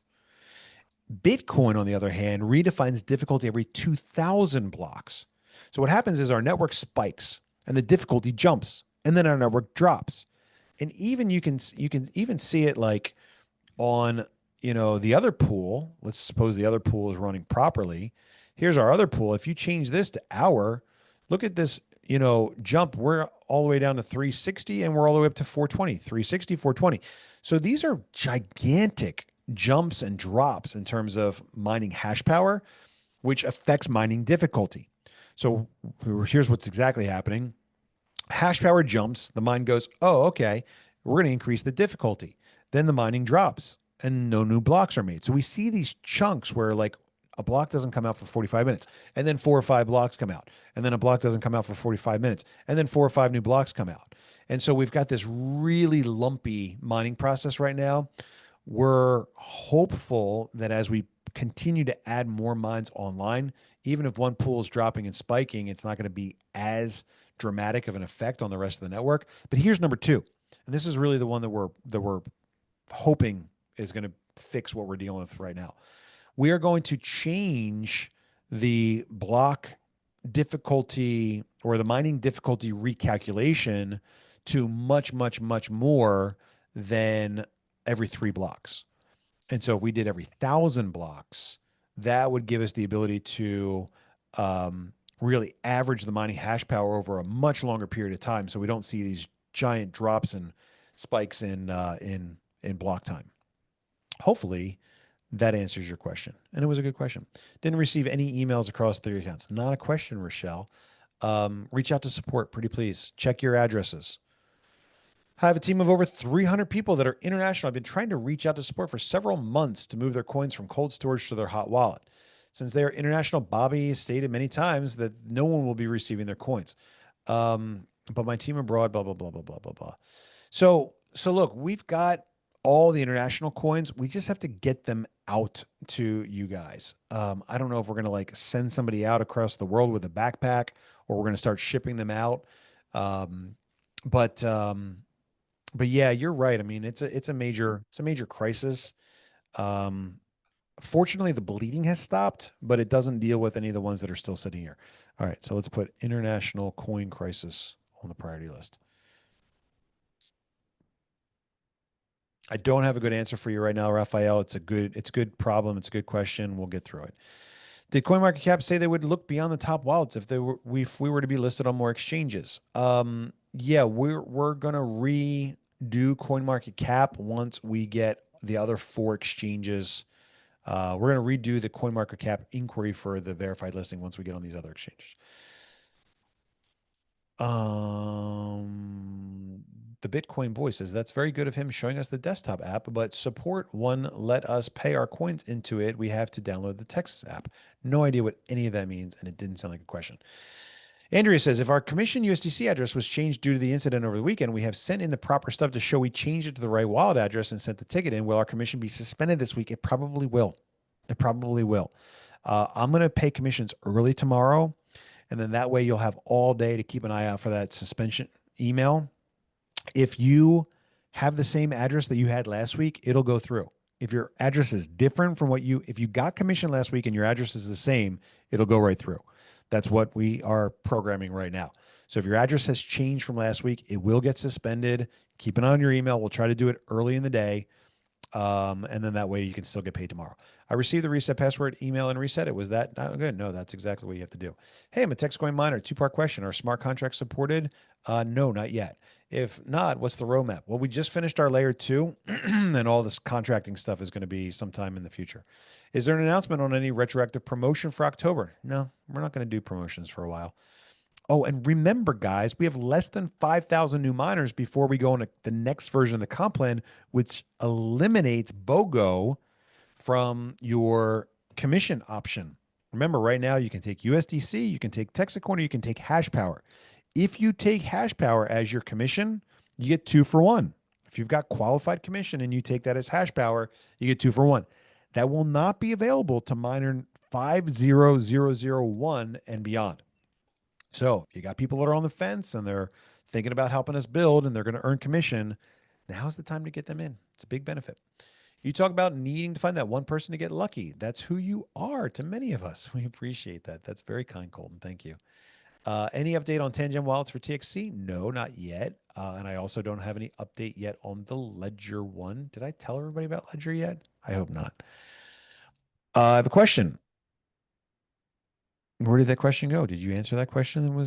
I did not receive an email about the security issue either. I just checked all my emails and spam. Nothing there. You should be fine then. Is it true that if we put TXC on our vehicle license plate, we get in a miner for free? Yes, you get 1 seat with a TXC license plate. Get it done. Send a picture. The single basic setups Bobby talked about putting in libraries. The single basic setups Bobby talked about putting in libraries. Is it only open to those locations or is it open? No, look, we had fog hashing develop the C1 immersion cooling tank just for us because we like the idea of putting an ASIC, in a place that's publicly accessible and something that people can see and show off. I'll sell you one if you want it, but it's one of a kind. Daniel says, can Texit change the way the placement tree, instead of your placement tree growing from the top down, I think it should grow from the bottom up. People get turned off once I say, see, when people sign up below you, you get points that channel up. I believe the tree should expand up and all the points channel down to your main center. Devs would die. I don't know. Look, a lot of people like it exactly the way it is. Maybe there's another view that could happen someday, but for now, I think we're good. Anyway, you can help us international miners because we can't take part in anything. Why not?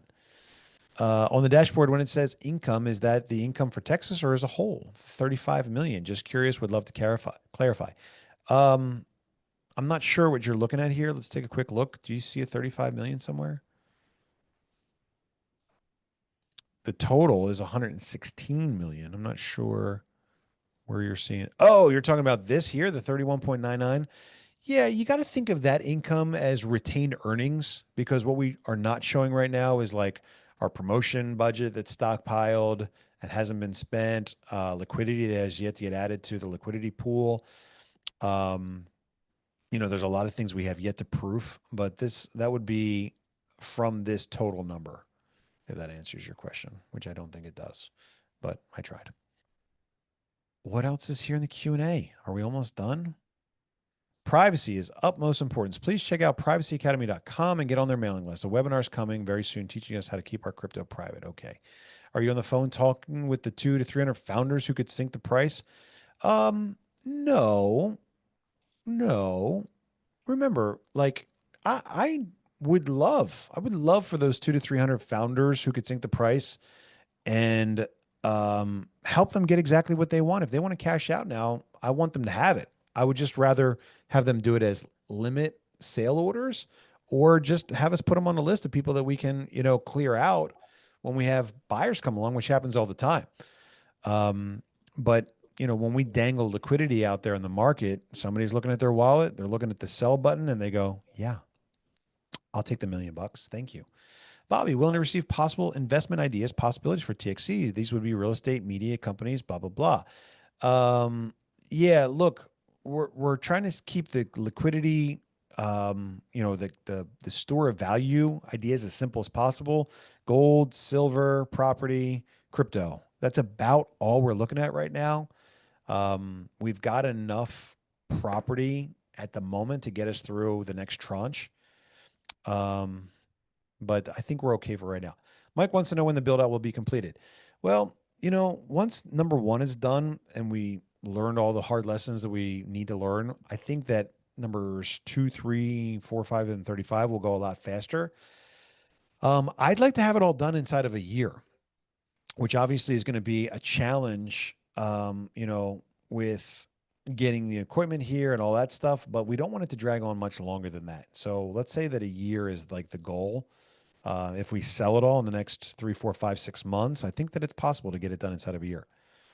What happened if you don't have cash potential, but you have 9 points on the left and the right? They go away. They flush at the end of the week. What is our emergency backup power? We don't have emergency backup power. I get to focus on building the mine, yet most of our ads focus on TXC price. We can't have it both ways. Yes, you're right. But the price creates interest, and interest creates inquiry, and hopefully leads them to somebody that can tell them about our project and show them that we see a connection between building the mine and supporting the price. How many seats have been sold or earned? That's an easy question, Amanda. Just take a look at the home page dashboard, and you'll see that the sold hash power is 18.28 terahash. Add a bunch of zeros on the end of that, and you can call it mega hash. So just think 18.28% at the moment. Do 31 grams per troy ounce. Yeah, sorry, I said that wrong. It's 32.15 troy ounce per kilo. You're right, and thanks for pointing that out. Bobby, great content. Are you ready to look at professional custom-built app for miners to use for marketing to events or possibilities? I can introduce you. Look, we want more apps, but right now we need our layer 2 app done.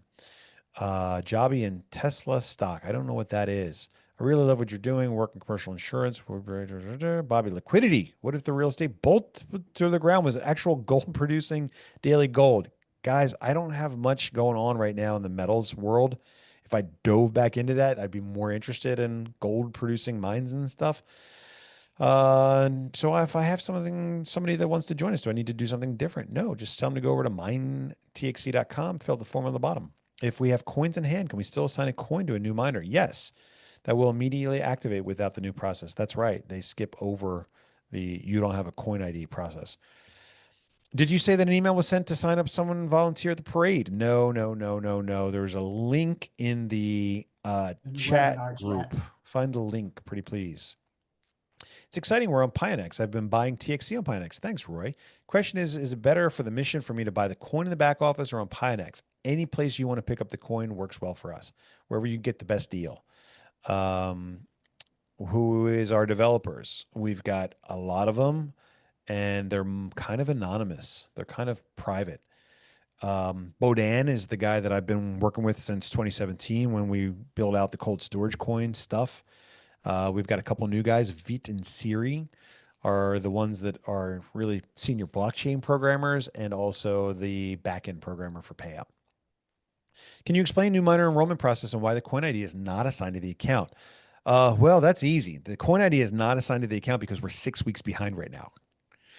And so every time we assign a coin ID, shipping and fulfillment has to find that coin, look up who the miner is, go through manually create their shipping label, put that coin in the mail, UPS, and then cross their fingers and hope that it gets there. It's a wildly complicated process. So what we're doing now is we're eliminating the initial assignment of the coin ID. We're sending out a generic welcome kit with a coin in it. And then you go through and you assign that coin that's in your welcome kit to your account, and whatever rewards you've accumulated get dumped to that coin. Hi, Byron. Oh, that was you. There you go. Amy says, when will ribbon cutting be for the new mine? There are 3 things we have left to do for Victoria. We have to install our security gate, security cameras, and we have to test the pumps. Well, the pumps were already tested, but we want to fill the tanks and just test the flow. Once those 3 things are done, it's on. We're going to drop a couple ASICs in the tank. As soon as we're sure that it is working and not going to explode, we will schedule a date to invite you out and go live. You can come and pick up all the Canadian coins at that time. Robbie Rue, I don't mind jumping on a plane coming over to Florida from the UK. We're in Texas. collecting all of them. Yeah. If you're in a country that has yet to get all of your coins, let us know. We'd love to work out a trip. Why is token buy limited on Pinex to 50 per transaction? I don't know. They put some sort of thing on there as a temporary limitation. How is TexitCoin decentralized when all mining is done in one country and operated by one company instead of several places? We've talked about that a lot. You got to understand that there's a big difference between decentralized and permissioned. It's decentralized because we're sending out miners all over the state, ASICs. But it is a permission blockchain, which means one guy, that's me, has got his finger on the trigger. Why are we making the comp plan less appealing as more people come on board if we need networkers to help us get to the finish line? Well, I don't know if we could say that it's less appealing. We're not changing the 3 left, 3 right, $1,000 thing. That was the comp plan. The comp plan was 2 things: 1, 2 free, and it was 3 left, 3 right, $1,000. So for the people who wanted to acquire hash power, they were working on their 1, 2 frees. For the people that wanted to acquire cash, they were working on their points. Those 2 things run in parallel and you get both of them at the same time. Now, somewhere along the way, early on, we said, hey, instead of taking cash for your commission, why don't you take additional hash power? It's the only way that you can earn hash power in excess of the 9 that we cap you at. Okay, that means the people that are earning hash power or getting more hash power are earning it. We like that. I think somewhere early on to help with cash flow, I offered the 2 for 1, what we call the BOGO. So we're eliminating the BOGO for miners at 50,001. We're not changing the comp plan in any kind of fundamental way. We're just taking away that advantage. So yeah, it is a change, and it's not for the better, it's for the worse. But what you got to remember is that anybody that joins at 50,001 doesn't really know what that was in the first place. Like, we've changed it a couple times, and everyone always thinks it's dead, and then it goes running right along just fine. Excuse me. Time for some water. Okay, can we get some car decals as an option for swag? Look, you've got access to the brand kit in our help desk. You can print out anything you want, and you're encouraged to do so. I'm in, as so do I put TexitCoin or do I do Texit? Or does just TXC work if the others are taken? Oh, I don't know. You got to find something that's good for your license plate. Can't be like Timmy and expect to get that free mining seat. If you're not sure, then reach out to Kristen, send her an email, and she will guide you. With 95,000 TXC entering the circulating supply each day, how's the price holding plus or minus 10%? That's actually a really good point. You got to remember that our network's growing by 95,000 coins a day. It's $500,000 a day. So there is lots of market activity for our coin. It's not dead. It's not nothing. And it's significant enough that the price is holding steady. So that's good. You would think that the price would drop 10%, every day, or not 10%, but 1%, a percent, some amount.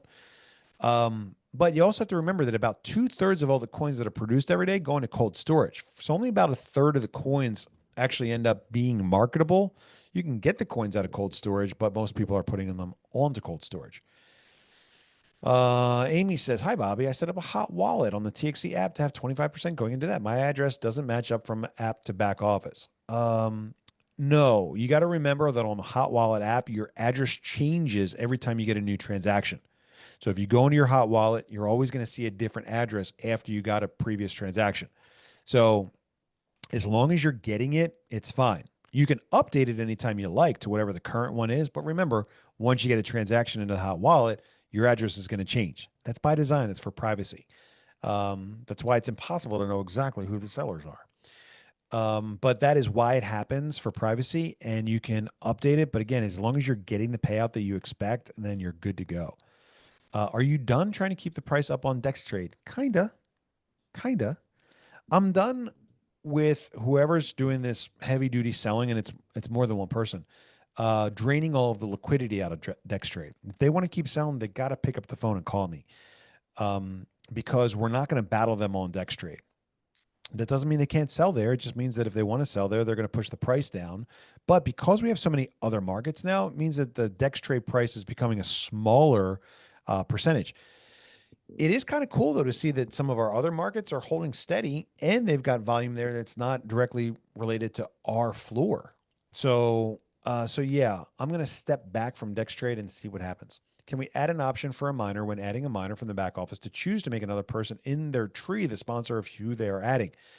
Rangers have that ability. Not everybody else does. I will see if the devs can give you the ability to do that for anyone that you've sponsored.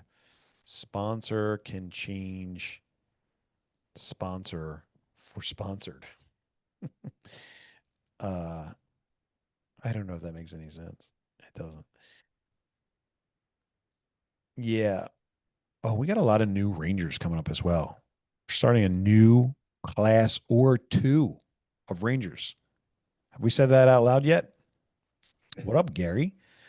Proven oil and gas operation? Maybe. Maybe. Investments in power systems could be a good use of funds. Maybe.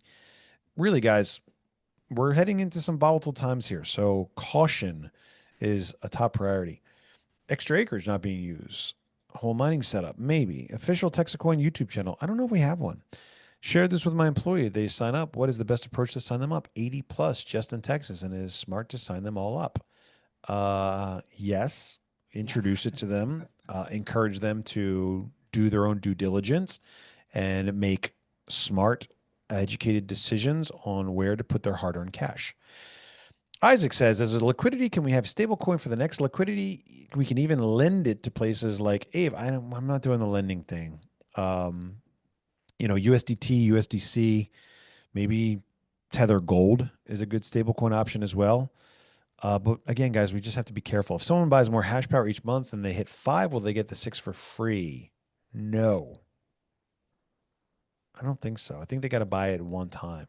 Who do I contact to shock up for the Xmas parade? Shock up. Sign up. You probably what's will be the utility sustained price after mining seats are filled if smart contracts are not supported? First of all, who said smart contracts are not supported? Second of all, don't you know anything about phase 2? Third, look, guys, we got a $200 million budget when the seats are full to go out and promote this thing to the crypto community. So we got a lot of firepower and a lot of things to do, a lot of utility once the seats are full. When I transfer to DexTrade from my TexitCoin wallet, there's usually no record to show that there was a transfer, only the daily coining in it. I'm not sure what you mean there. Jeffrey says, hey, fam, hope you are well. Thank you so much for playing our song in Thailand. This is the best project in crypto space that truly helps change lives.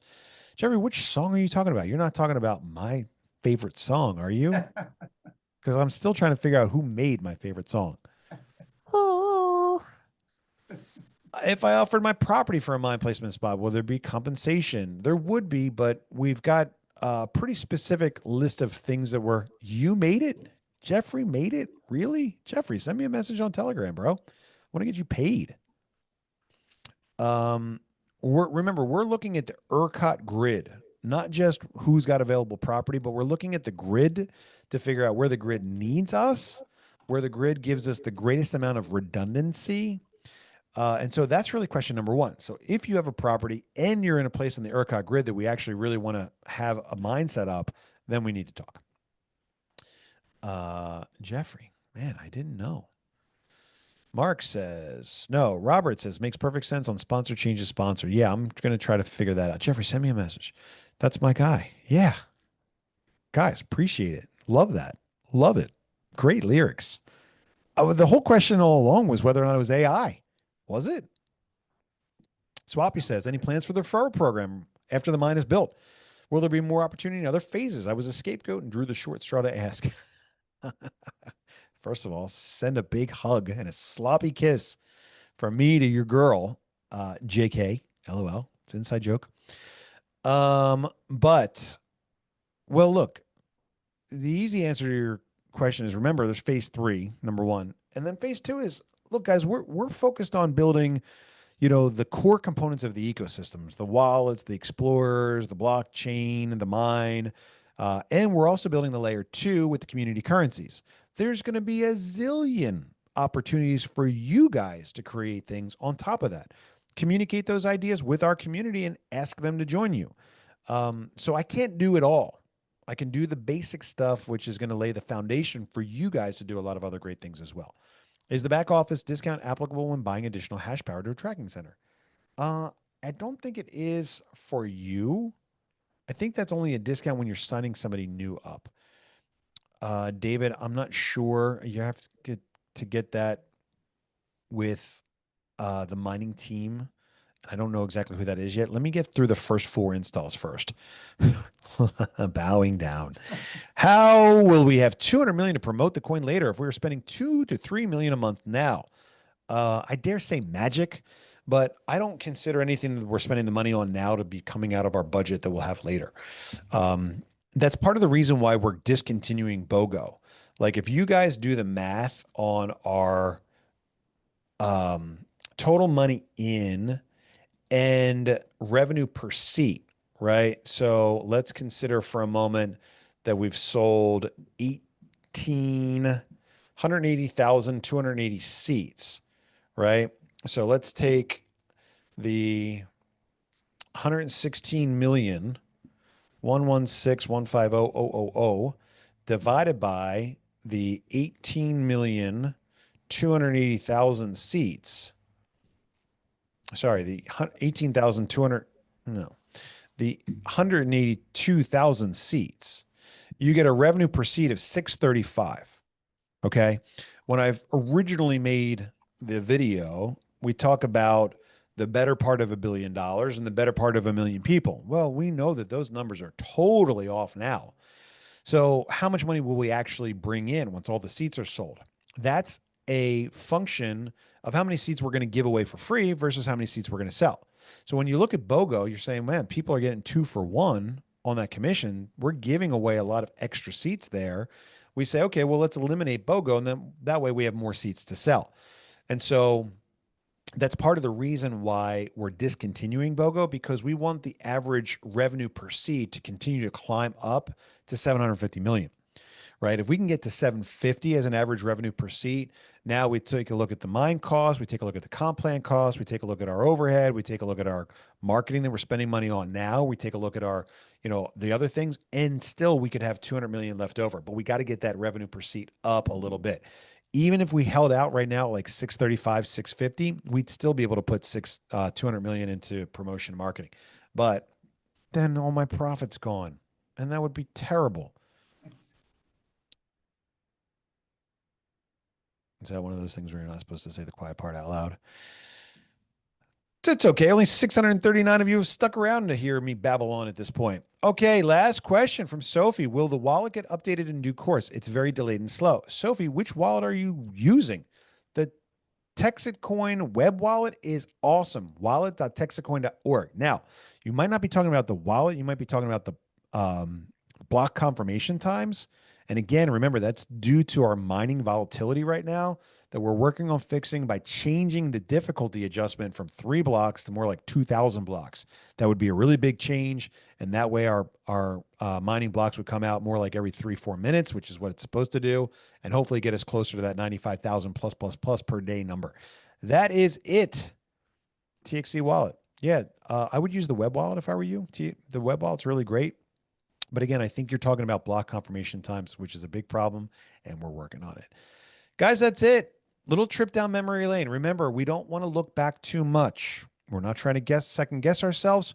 We're just trying to remember how we got to where we are now, pat ourselves on the back for just a minute, and put our head down and get back to work. Don't lose the forest for the trees. We've come so far. We've done so much, and we're so very, very close to the finish line. A couple more jumps, a couple more doublings, and we're there. That's what's in front of us now that we've got the better enrollment system with the kits on board. Think about it, right? If you sign up and you don't even get your welcome kit for 6 weeks, how are you going to sign up your first 3 people inside of 30 days to get the fast start bonus? It's impossible. But if you sign up, you get your welcome kit in 2-3 days. Next thing you know, you're learning a lot. You're enjoying it. You're convinced that you made the good decision. You're sharing our story. You're engaged. You're helping us grow. That's what we're doing. We're ready to scale. We're ready for you guys to continue doing the work that you're doing so well. That includes you, Laurel.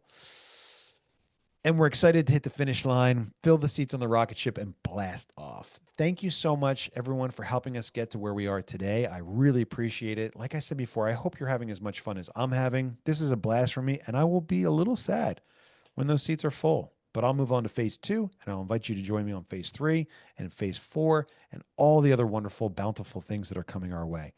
It's really great. I'm Bobby Gray. I'm the founder of this thing. That's Robbie Rue. He's my right-hand man over here. We've got a great team, guys. We're dedicated to our mutual success, and we really appreciate your participation in this little adventure of ours. Thanks so much again for joining, and have a great night.